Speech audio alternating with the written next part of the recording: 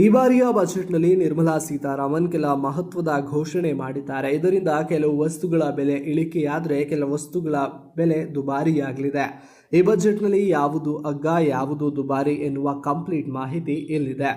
Mobile, ಚಿನ್ನ, ಬೆಳ್ಳಿ ಸೇರಿದಂತೆ ಪ್ರಮುಖ ವಸ್ತುಗಳ ಬೆಲೆ ಇಳಿಕೆಯಾಗಿದ್ದು, ಇಷ್ಟೇ ಅಲ್ಲದೆ ಕ್ಯಾನ್ಸರ್ ಔಷಧಿ, ಪ್ಲಾಟಿನಂ, ಮೀನು ಸೇರಿದಂತೆ ಸಮುದ್ರದ ಆಹಾರ, ಸೋಲಾರ್ ಶಕ್ತಿ ಬಿಡಿಭಾಗ, ಚಪ್ಪಲಿ ಸೇರಿದಂತೆ ಕ್ಯಾಮೆರಾ ಲೆನ್ಸ್, ಎಲೆಕ್ಟ್ರಿಕ್ ವಾಹನ ಅಗ್ಗವಾಗಲಿದೆ ಮತ್ತು ಪ್ಲಾಟಿನಂ ಕಸ್ಟಮ್ ತೆರಿಗೆಯನ್ನು 6% ಇಳಿಕೆ ಮಾಡಲಾಗಿದೆ. ಮೊಬೈಲ್ ಫೋನ್ ಹಾಗೂ ಚಾರ್ಜರ್ ಮೇಲಿನ ಕಸ್ಟಮ್ ತೆರಿಗೆಯನ್ನು 15% ಇಳಿಸಲಾಗಿದೆ. ಲಿಥಿಯಂ ಇಯಾನ್ ಬ್ಯಾಟರಿ ಮೇಲಿನ ತೆರಿಗೆ ಕಡಿತಗೊಳಿಸಲಾಗಿದ್ದು, ಇದರಿಂದ ಮೊಬೈಲ್ ಮಾತ್ರವಲ್ಲ ಎಲೆಕ್ಟ್ರಿಕ್ ವಾಹನಗಳ ಬೆಲೆಯೂ ಕಡಿಮೆಯಾಗಲಿದೆ. ಅಮೋನಿಯಂ ನೈಟ್ರೇಟ್ ಮೇಲಿನ ಕಸ್ಟಮ್ಸ್ ಸುಂಕವನ್ನು ಸರ್ಕಾರ 10% ಏರಿಕೆ ಮಾಡಲಿದ್ದು, ಬಯೋಡಿಗ್ರೇಡೇಬಲ್ ಅಲ್ಲದ ಪ್ಲಾಸ್ಟಿಕ್ಗಳ ಮೇಲಿನ ಸುಂಕವನ್ನು ಕೂಡ 25% ಏರಿಕೆ ಮಾಡಲಾಗಿದೆ.